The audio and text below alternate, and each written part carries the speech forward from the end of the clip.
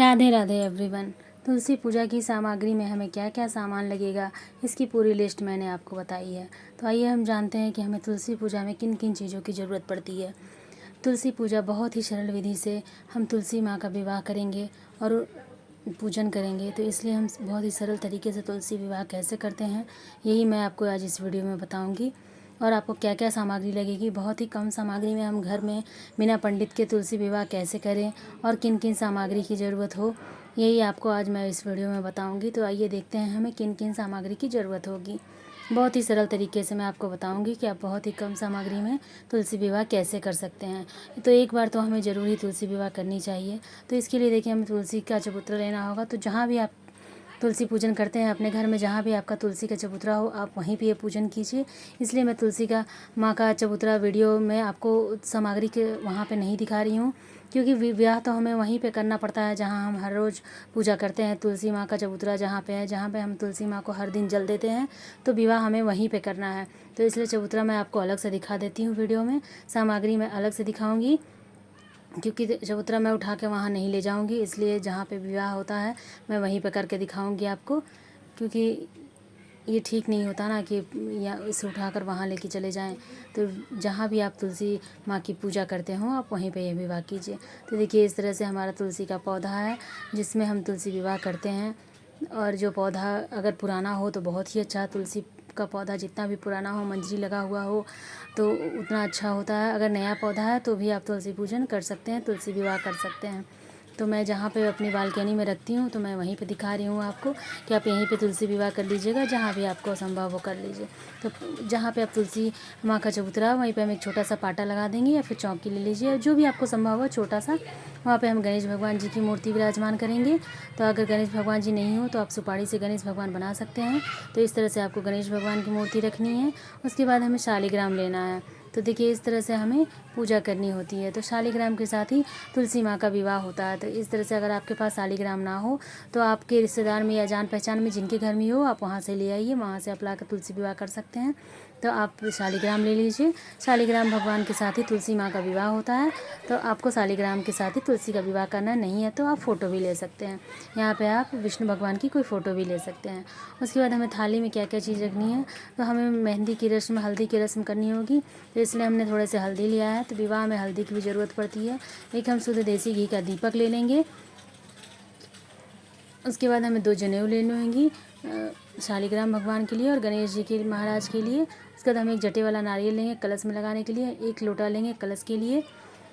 इसके बाद हमें देखिए 2 माला लेनी होगी वरमाला के लिए। आप चाहे तो फूलों की माला भी ले सकते हैं। ये पूजा एकादशी के दिन होती है, तो इसमें चावल नहीं लगते, इसलिए हमें सफ़ेद तिल लेने होते हैं। तो यहाँ पर हम सफ़ेद तिल ले लेंगे। पूजा में हमें सफ़ेद तिल की ज़रूरत होगी, तो आप तिल ले लीजिए।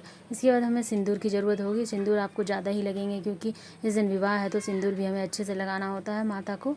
उसके बाद हमें कपूर चाहिए आरती के लिए। एक हमें मेहंदी चाहिए होगी मेहंदी के रस्म के लिए, क्योंकि विवाह है तो मेहंदी का रस्म भी तो होगा। उसके बाद हमें अष्टगंध लेंगे, चंदन लेंगे, जो भी आप शादी विवाह में जैसे होती है वैसे लेंगे। उसके बाद हमें देखिए यहाँ पर हमने कुमकुम भी ले लिया है।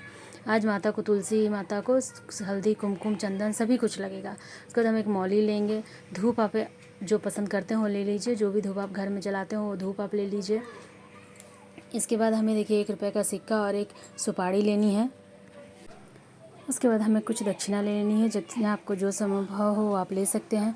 एक हमें पीला कपड़ा लेना है जिससे हम गठबंधन करेंगे। देखिए, मैं यहाँ पर बहुत ही कम सामग्री दिखा रही हूँ, जो कि हम घर में बहुत ही सरल तरीके से पूजा कर सकें।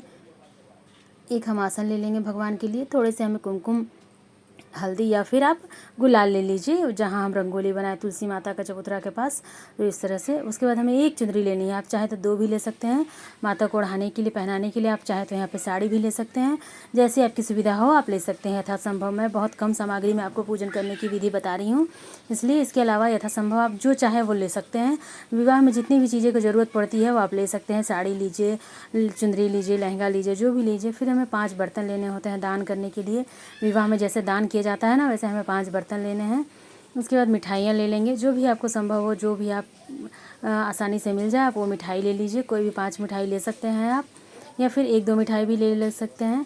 उसके बाद हमें ऋतु फल ले लेना है, तो कोई भी 5 फल ले लेंगे, या फिर आपके पास 1 फल हो तो उसी में से आप 5 ले लीजिए। जैसे आप केले 5 ले लीजिए, या फिर संतरे, या फिर जो भी आपके पास फल हो वही 5 ले लीजिए।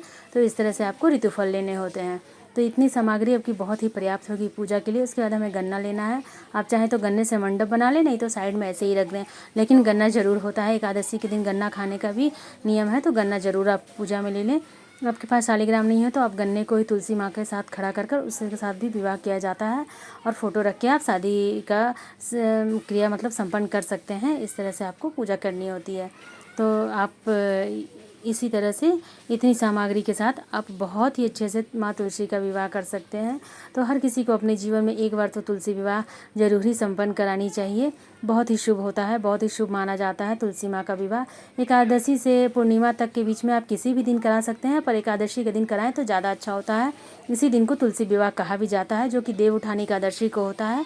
देव उठानी एकादशी के दिन ही भगवान नारायण शालिग्राम के रूप में माता तुलसी के साथ विष्णु भगवान का विवाह होता है।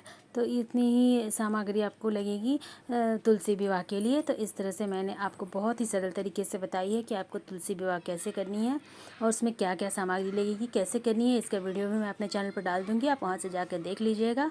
तो आपको मेरे यह तुलसी विवाह सामग्री का वीडियो कैसा लगा ज़रूर कमेंट करके बताइएगा। मुझे आपके कमेंट का इंतज़ार रहेगा।